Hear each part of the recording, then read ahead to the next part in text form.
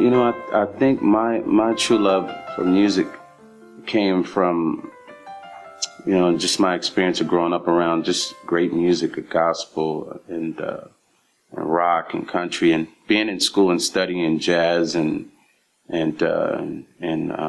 classical music, but really having a passion since I can remember, playing drums since I was 6 and 7 years old. Here's the crazy part about it, because to still do music after years of being in it and still have the desire when you wake up in the morning to wanna do music is this is why I always have to make sure that I have purpose and that I'm doing this for the right reason, and that I'm sharing the gift of music and by ways of helping other people. It's an art. We're the art side of it, like a painter, and we're giving the people on the other side an experience. So I'm trading my art to give you an experience. So, it's art, which has no value to it, by the way, but I am giving you my art so that you can enjoy an experience like no other, So my passion, I think it's a godly passion, and it has to be, because I can't describe why I still have the desire to continue to do this, even through the worst times I've been through, and there's times of making money when you don't make money, and the times of not knowing if you're going to make any money or a deal's going to come through, or you're working on a project and you don't know if you're really going to get paid or the people are going to pay you. You have to kind of have faith. And that's where you have to dig deep into why you're really doing the music and what was the reason you got into it in the beginning. Here's the funny part about longevity is you can't think about it. I mean, before you know it, 5 years have passed by, then 10, then 20, then 30, and you ask yourself, where did the time go? But during the process, you hope and pray that you can even be a part of the longevity. Because you and I both know that most people in the music business, you can have 20 people doing the same thing, but when the smoke clears, who are the people that are still doing it? And I always tell artists, it doesn't matter how great you think you are. It doesn't matter if you think you're the best thing in the world. The question is, are you going to last?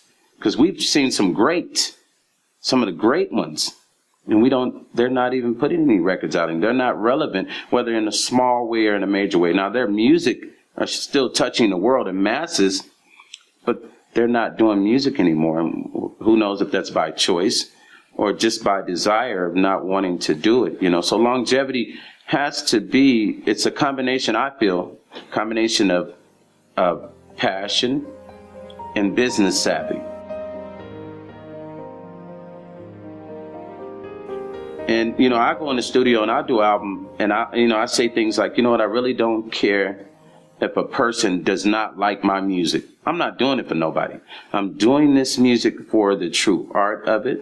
I'm doing this music because I'm a vessel, and God gave me the gift that's passing through me, and I'm giving it to you. That's the reason I'm doing it. And if you enjoy it during the process of me creating it, then so I love it. If not, I'm not trying to please anybody. And when you figure that system out, you actually end up winning, because it might be the longer road. A good example, like bands like Steely Dan, who have been in the music industry for years, and they've been innovators, and they end up, getting a Grammy just, 3 years ago, 4 years? These guys have been around since the 70s, late 60s. But they didn't conform to regulation, like, it has to be this way, or you're cool, or radio stations say, I'm not going to play. What is this music? Is this pop? Is it rock? Is it, oh no, this is me. It's different. Oh, we're not interested in playing.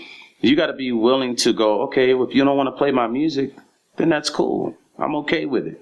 But my passion is not going to allow me to conform to trading that for my real artistry. Because there is a group of people that love people for what they do. And so I decided to continue to not sacrifice my artistry. Like, for instance, if I do a track that sounds current and people say, oh, Stone, your last album sounds different from this album. And I'll tell them, Okay, so 7 years ago, you didn't wear a suit, but you're wearing a vest now. And now you got a suit over that vest. You got a jacket over it. So we have to grow. So I have to bridge that gap, but I still don't sacrifice my true artistry, meaning my music might sound different, but my message is still the same. I'm not going to go talking about things that I know I doggone well don't talk about as an artist because I want to be cool. My message will still be the same. My music will just have more interest to tie in the younger people to listening so that they can get to the point of that message that I'm trying to get across.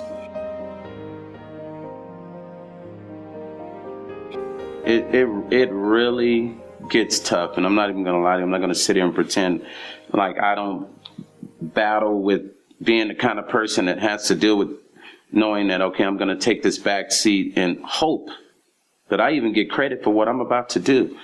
It really takes a godly person to be this way, and especially when you've been through not properly being credited in the music industry for things you've written, for artists you brought to the table and you presented and they've blown up.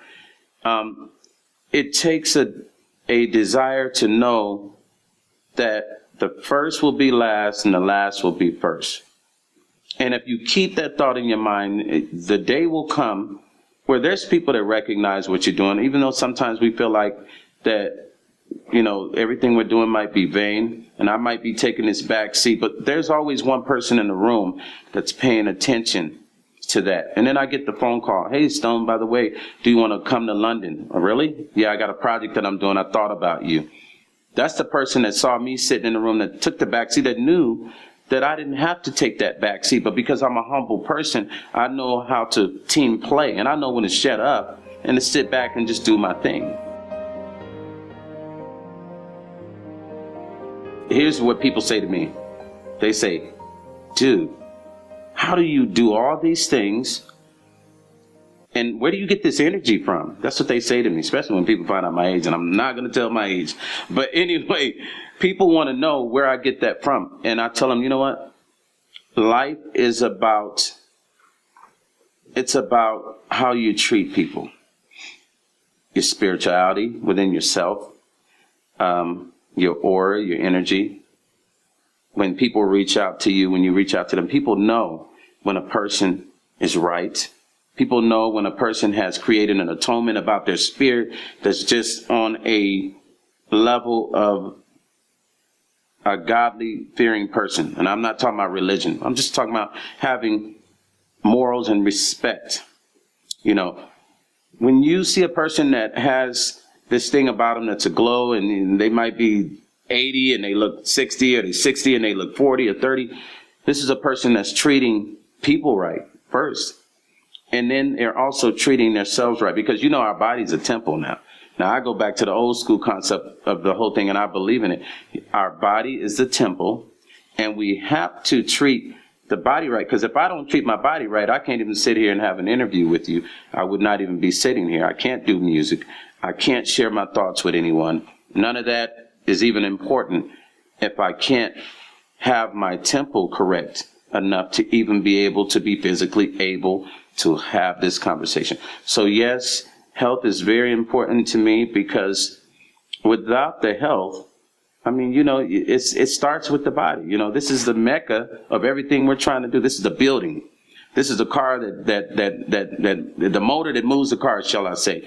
So without the spiritual element tied to the keeping yourself healthy, eating right, and it's a challenge. I'm not saying something that nobody knows. It's a challenge. I think we have to consciously engrave this in our spirit to know that when we wake up in the morning, taking care of our bodies has to be just as well as us worrying about picking up a paycheck to pay bills, paying the bills on our house. What about paying the bills on the body? Taking care of the body, it's the same thing, because nothing else matters without it,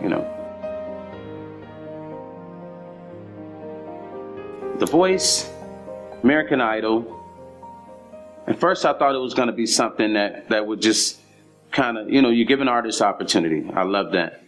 But when I started to see what it was doing to up and coming artists who meet people who've been in the business a long time, And then they figure, all I got to do is go to this audition, make it through the top 24, and I'm set. I don't have to go through 20 years of training, vocal music training. There's 20 years of music knowledge missing right as we speak. Here's the problem. Then you have now 20 years missing, and boom, we got kids talking about I'm producers, and they're working on their QWERTY keys on the laptop, and then they want to tell, they're arguing with the gentleman who's a proficient musician and telling him how, that's dated. I'm a beat maker. And notice the key word, beat maker, not a composer, not an arranger, because music is more than making beats. Music is rhythm. That's part of it. But we have 20 years missing, and all of a sudden we woke up and these kids were here. And it's damaging. Shows like that damage the concept of what artist development really is supposed to have been about. That was the time you developed an artist. Motown took sometimes, 10 years developing artists? 5 years, have them on the road. They might not have an album come out. They try a single, try another single until it worked. So the age of all these reality shows, when you got The Voice, and I like the shows. I think it's a good vehicle to help artists, but I think they should adapt a system of making some of these, artists, maybe for a whole year, you will audition for The Voice, but you got to go through special classes to even get on the show. It shouldn't be as easy as auditioning, and then that's it. And then you make the show, the top 20, and then the top 20 to the top 12, and then top 5. But by the way, the top 24 still get the tour. So you went from never having no experience to now, even if you didn't make the top 5 of the show, you're still part of that tour when they go out on the road. And then now you got problems with these people not even knowing how to act because they've never had any development of how to talk to people, how to deal with people in the music industry, how to continue to grow as an artist, because who's guiding them? A few teachers that are teaching them for the show and then they're gone. It's creating a zombie understanding. So you're really not getting anything out of it except for the fact that, I'm going to the show and I'm going to blow up and then I have a name and I'll be able to use this for whatever. But what really comes out of it? Because if you really think about American Idol, of all the people we've seen, give me 20 people that you've seen constantly put out records from American Idol the last 10 years. I can name at least 2 that have been consistent, but all the ones that's been on there, surely it should have been more, according to the system they've created to supposedly break these artists. I did whatever I had to do. I went to door-to-door insurance companies to get money for studio time and get them to sponsor me. Talk to people. Don't be afraid to get out and meet people, because this is the kind of business where it's not going to come to you sitting at home. You have to be a campaigning kind of person. I mean, you literally got to get out. You got to, some people call it arrogant. You got to let people know what you do. Because if I don't know or you don't know, then how are we able to help this person? They could possibly be the next Michael Jackson or Prince or Janet or Madonna or Rolling Stones. But if we don't know this, then how can we help you? So I tell artists, don't be afraid to ask. Never be afraid to say, I need help. Because if you think you know everything or you think you don't need help, because believe me, I meet artists who don't even know what I do or my background or my experience or who I am. And the funniest part about it is they'll have their demo or they'll say, oh, yeah, we just left the studio and we're working on this music thing. I said, oh, really? I said, that's nice. Yeah, we're about to blow up Vegas. And that was the most funniest one in the world. I laugh at that one because you got to first blow up the concept of knowing how to talk to people. If you can't blow up a conversation, you ain't about to blow up in nobody's industry. I don't care if it's the local industry or what. It's not happening. So I meet these artists and I say, well, look, by the way, this is what I do. And they'll do their research and they'll come back and I'll say, well, hey, here's the thing. Be a little bit more humble, because I'm still humble. And I've been in this business a long time. When you're right, people want to help you win. Talk to people, have humility, have respect. You can be the worst rapper, singer, dancer in this world. But if you got respect, there's people that want to help you become successful because they know talent is all about repetition and you get better anyway. but it's hard to find people with the proper attitudes that you want to help. And that is the real key to the music industry. And people say, oh, that artist, I saw his video, he sucks. Well, what's his story? Well, his story was he had a very humble spirit. When somebody said, hey, man, I need you to carry those bags, he carried them. Hey, can you show up to the studio? I got an idea. I want you to try it. He showed up. But instead of doing that, we're dealing with the age of artists that those things, they have no idea. They can't even conceive the concept because they never had to pay dues. So I tell people, be humble. Talk to people. Talk to Teresa. Talk to the people that's in the entertainment business. This is the only way they're going to know what you do. And build relationships. And don't expect anything. Don't expect anything out of this business. Only expect yourself to put in the hard work. And then those rewards come when you least expect it. Don't even look for the rewards. Because believe me, when you look for them, they don't come. Wow. You know, I have so many things I'm working on, some independent films. And I did some deals with these companies that are putting out these independent films, these concepts, these ideas that I have. And I'm using really that as a vehicle to expand my music, you know, to help other artists be able to put their music in film and to give other actors and actresses a chance at having their faces seen, you know, and their talents shown. And just constantly expanding with music. You know, I got a rock album coming out, you know, that I'm going to do. Because I believe that when you do music, it's not about one source of music. It's about music is a note. And that note doesn't have genders and, you know what I'm saying, races on it. It's music. It's a universal language. You don't have to speak Russian. And a Russian musician can sit right on the side of a Japanese musician, and they both look at that sheet music, and they're going to play the same thing. So music is a universal language, like the moon and the star. We see it from the same position. We understand it. It means the same thing. And you should never limit yourself as an artist. So I'm going to expand my musical horizons because I've always been that way since I was young. I did rock and all that, but a lot of people don't know that about me. Some do. And some don't. And I just want to show people and show artists that whatever there is that you want to do, the only way you're going to do it is consistency. And that's what really breeds the true success. It's not about how many hits I get, or because the hits at the end of the day don't matter. You're always going to remember people for them being a good person or a bad person.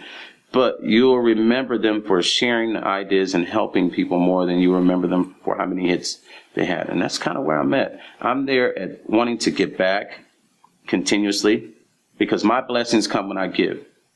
If I give, the more I give and I don't expect back, those blessings come. I want to continue to share with the world, expand through film and music and books, and then help other people reach their goals. That's really what my life is about. I don't have any kids. So the time I wake up in the morning is all about trying to figure out what I can do to make other people's lives comfortable. You know, and some people call that crazy. Me, I call it part of being who I am, and that's what has made me the way I am. And I think that's why I think the way I think and why my blessings happen the way they do, because I am a sponge and I'm constantly learning from everybody, but I'm constantly giving back. And when I look up, those things come back. I don't have to ask for anything. People call me and say, Stone, I want to give this to you. I want to help you. And I turn around and I do that same thing for other people. I'm Stone Paxton, and that's my chapter and verse.